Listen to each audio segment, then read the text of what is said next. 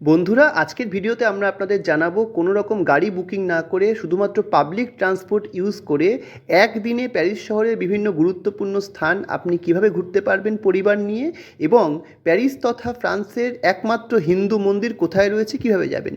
আসুন দেখে নিই।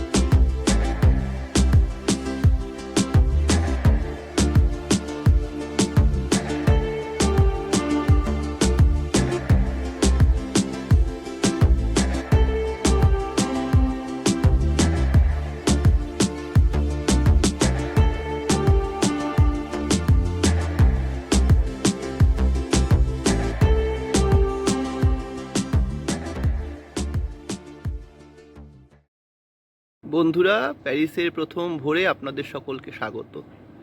ভাবতে পারছেন এখন ভোর 6টা বাজে। 10টার সময় কালকে অন্ধকার হলো, রাত 10টা অর্থাৎ আমাদের হিসেবে। এখন দেখুন 6টা বাজে, কীরকম আলো ফুটে গেছে। এখানে মনে হচ্ছে যেন অন্ধকার হয়ই না, শুধু আলো আর আলো। তো যাই হোক, আমাদের সকালে রান্নাবাড়ির ব্যবস্থা শুরু হয়ে গেছে। জয়দীপা রান্না করছে ওখানে। আমরা প্ল্যান করছি 7:30 থেকে 8টার মধ্যে বেরিয়ে যাওয়ার। আমাদের চা খাওয়া কমপ্লিট। এই দেখুন, এখানে করে আমরা খাবার নেব। দুপুরবেলা কি খাবার খাবো আপনাদের দেখাচ্ছি। এই দেখুন, আলু কেটে রেখেছি জয়দীপা। এখানে সব ব্যবস্থাপনাও রয়েছে সুন্দর। এই যে আমরা ডালিয়া রান্না করছি, ডালিয়া নিয়ে আজকে দুপুরে খাওয়া দাওয়া হবে। তো বন্ধুরা, নতুন দিন। ওই যে দেখছেন পিছনে দৌড়ে দৌড়ে আসছে। এদের তাড়নাতে আমাকে এরকম ঝিকিমিকি ড্রেস পরতে হলো আজকে 26শে মে সকাল 9টা বাজে আমরা হোটেল থেকে বেরিয়ে পড়লাম। এই যে মায়ের জন্য হুইল চেয়ারটা আমি বাড়ি থেকেই নিয়ে এসেছিলাম, পিছনে জয়দীপা আসছে, সব কিছু সাজ সরঞ্জাম নিয়ে আমরা এবার ঘুরতে বেরিয়ে পড়লাম। এখান থেকে আমাদের কাছাকাছি যে মেট্রো স্টেশনটা অভারভিলিয়ার্স প্যান্টিন বা সামথিং কিছু নাম, একটু স্পেলিং গন্ডগোল হয়, আমি লিখে দেবো। সেখানে পর্যন্ত যেতে 5 মিনিট সময় লাগে। ওখান থেকে মেট্রো করে আমরা বিভিন্ন গন্তব্যে যাব। গতকাল দেখেছিলেন ওখানে আমরা নেমেছিলাম, এই ডান দিকে গৌড়াতে ঢুকে আমাদের হোটেল। আর একটু এগেলেই ওই যে দেখুন ওখানে প্লাস চিহ্নটা রয়েছে, ওখানটাতেই ওই মেট্রো স্টেশনটা রয়েছে। এই যে দেখুন, আমরা চলে এসেছি অভারভিলিয়ার্স প্যান্টিন কোয়ার্টার্স কেমিন্স নামে এরকম স্টেশনটা, যে 7 নম্বর লেখা। আর যে পাশে এম চিহ্ন, মানে এখান থেকে যে লোকজন নেমে যাচ্ছে আমাদের এখান থেকে নামতে হবে। এখন আমরা ধীরে সুস্থে একটু নিচে নামবো, তারপরে মেট্রোটা ধরবো। তো কাল আপনাদের দেখিয়েছিলাম এই যে 1 ডে নেভিগো পাস, এটা আমরা নিয়েছিলাম। আজকে আবার এটাকে রিচার্জ করে নিলাম। এই দেখুন ওখানে কাউন্টার রয়েছে, আবার ওখানে মেশিন দিয়েও কাটা যায়। তো এই নেভিগো পাসটা 12.30 ইউরো, সেই দাম দিয়ে 4 জনেরই সেম প্রাইস।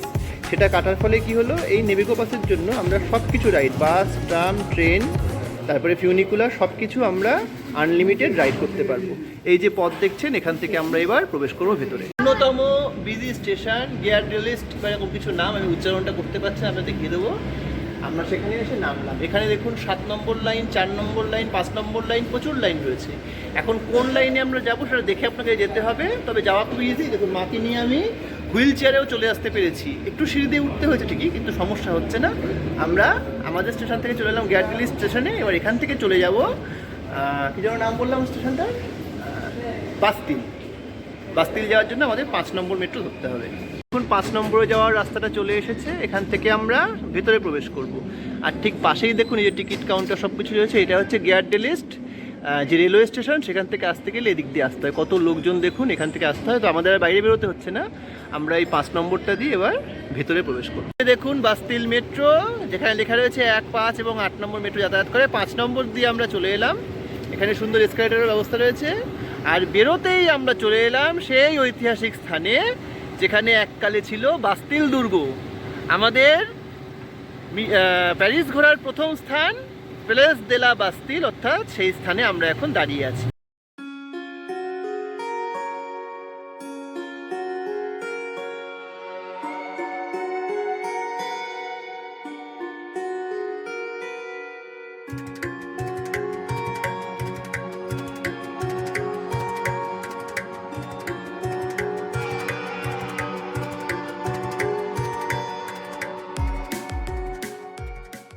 এই যে দেখুন, প্লেস দে লা বাস্তিল হয়ে বাস্তিল মেট্রোর মধ্যে এলাম। এখানেও দেখুন এই যে টিকিট কাউন্টার রয়েছে, নেভিগো পাস নেওয়ার জন্য কি সুন্দর ব্যবস্থা রয়েছে। আবার আপনি চাইলে এখান থেকে সার্ভিস সেন্টার থেকেও পাস নিতে পারবেন।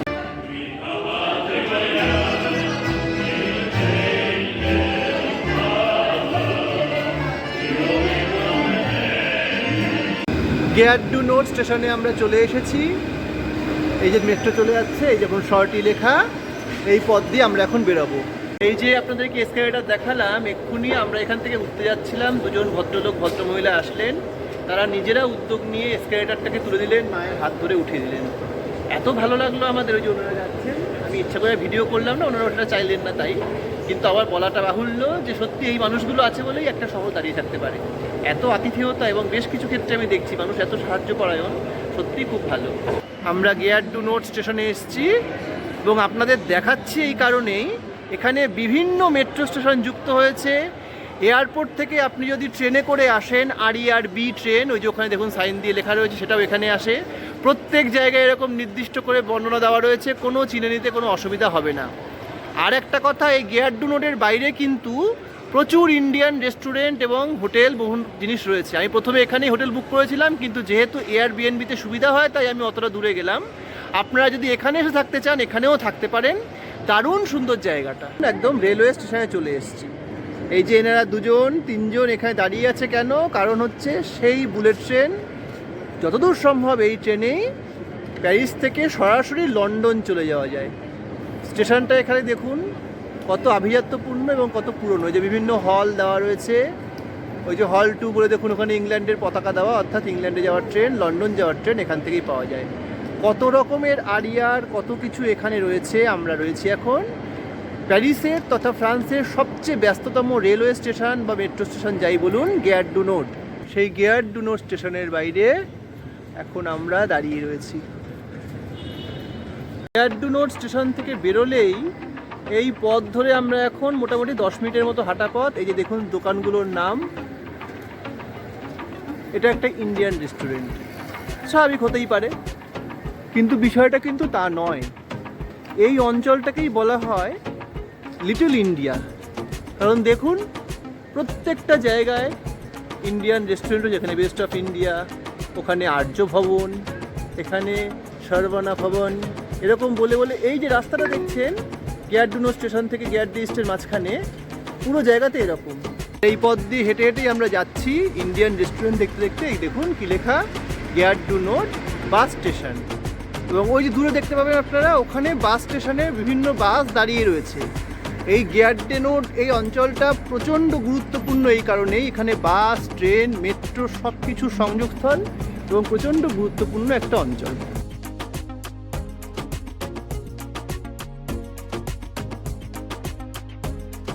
গেয়ার ডু নোট থেকে হাঁটতে হাঁটতে আমরা এখন চলে এসেছি লা চ্যাপেলে মেট্রো স্টেশনের সামনে। যে দেখতে পাচ্ছেন ওপরে ব্রিজ, যেটা লা চ্যাপেলে মেট্রো স্টেশন। এখান থেকেই আমরা এমন একটা জায়গায় যাব যেটা সম্ভবত আমাদের এই ইউটিউব ভিডিওতেই প্রথমে আপনারা দেখতে পেয়েছেন। কোন জায়গায় যাব আসুন দেখে নিন।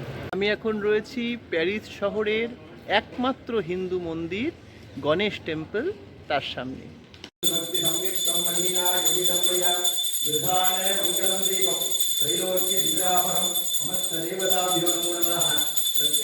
গণেশ টেম্পল থেকে বাইরে বেরোলেই ঠিক এই পথটাতে আপনি দেখতে পাবেন, ওই ওখানটাতে লা চ্যাপেলে মেট্রো স্টেশন। এখন ওখান থেকে মেট্রো করে আমরা চলে যাব পরবর্তী গন্তব্যে।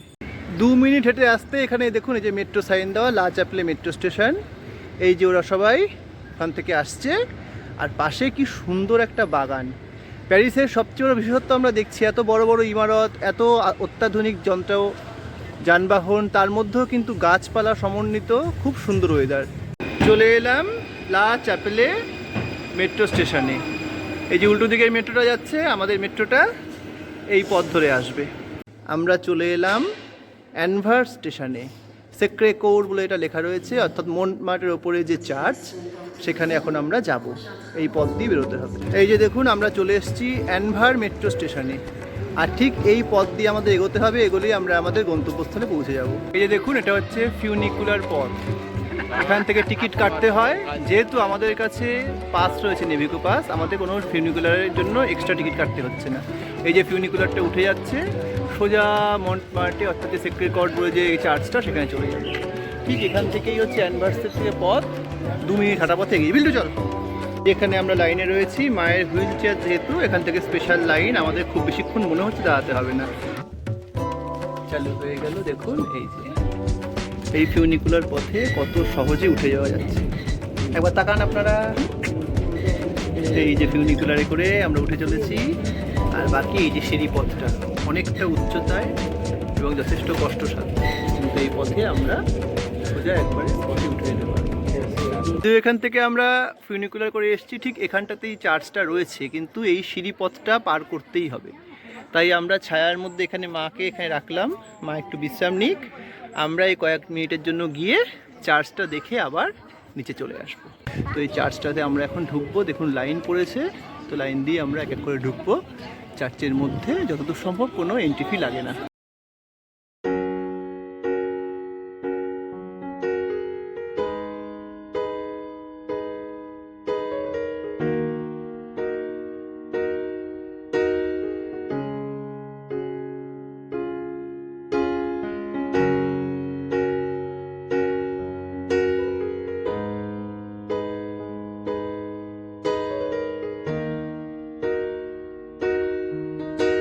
চার্চ থেকে বাইরে বেরোলাম, আর সামনের ভিউটা দেখুন। মোটামুটি একটা সাইডের পুরো প্যারিস শহরটা এখান থেকে দেখা যায়, অপূর্ব সৌন্দর্য। যারা ইয়ে জাওয়ানি হ্যায় দিওয়ানি সিনেমার পোকা, তারা খুব ভালোই বুঝতে পেরে গেছেন কোন শ্যুটটা এখানে হয়েছিল। আমি যেরকম বুঝতে পেরে গেছি। পুর 2:15 বাজে, আমাদের ডালিয়া খাওয়া দাওয়া শুরু হয়ে গেছে। এই যে আমরা এখানে দাঁড়িয়ে দাঁড়িয়ে মন্টমার্টের সামনে এখন খাওয়া দাওয়া করছি। খাওয়া দাওয়া করে তারপর এখান থেকে আমরা এগিয়ে যাব পরবর্তী আকর্ষণের দিকে। এখন ডালিয়া খাওয়া দাওয়া লাঞ্চে। মন্টমার্টে আসার আরও বেশ কিছু রাস্তা রয়েছে, যেরকম ধরুন এই যেরকম সিঁড়ি দিয়ে আসা যায়, কিন্তু খুব কষ্ট সাপেক্ষ। আমরা যে অ্যানভার্স হয়ে এসেছিলাম ফিউনিকুলার পথ ধরে, ওটাই যতদূর সম্ভব সবচেয়ে ইজিয়েস্ট ওয়ে।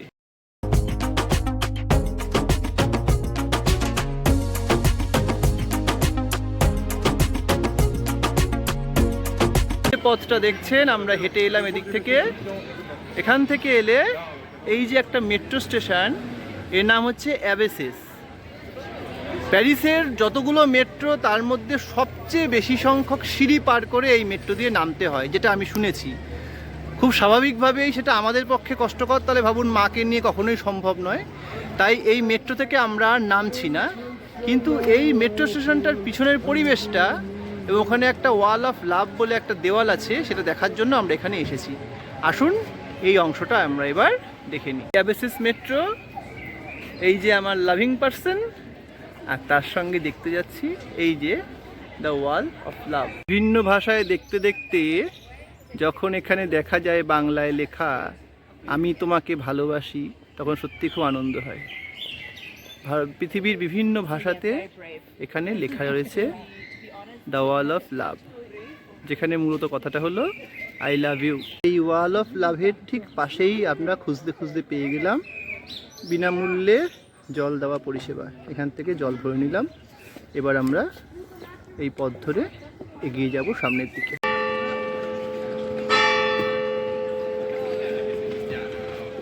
এখানেও এরকম বেশ কিছু জায়গায় জল নেওয়ার ব্যবস্থা রয়েছে এবং সেটা বিনামূল্যে। ওই পথ দিয়ে সোজা চলে এলাম। আসতেই এই যে দেখুন, এটা হচ্ছে সাইন, এই যে মৌলিন রক, এটা একটা অন্যতম বিখ্যাত স্থান, একটা বড় ক্যাবারে বার। এখানে বহু স্বনামধন্য মানুষ এখানে এসেছেন এবং এখনও আসেন। এই মৌলিন রক, আর এই মৌলিন রকের ঠিক সামনেই রয়েছে মেট্রোপলিটন ব্ল্যাঙ্কে। এই ব্ল্যাঙ্কে থেকে আমরা পরবর্তী গন্তব্যে যাব।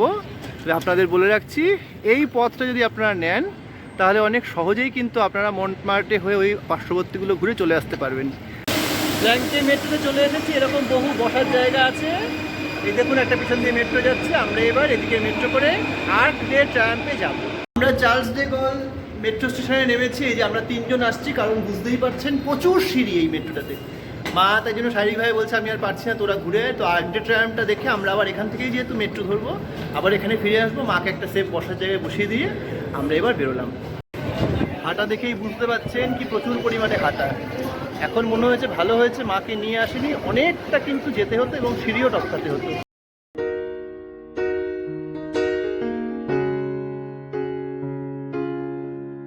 এসকালেটর দিয়ে উঠে আসলাম, শেষ মুহূর্তে এসকালেটর ছিল, আসতেই আপনারা দেখলেন একদম সামনেই বিখ্যাত আর্ক ডে ট্রাম, নেপোলিয়ান বোনাপার্টের স্মৃতি বিজড়িত এই স্মৃতিসৌধ, যতদূর সম্ভব ওনার হাতেই তৈরি করা।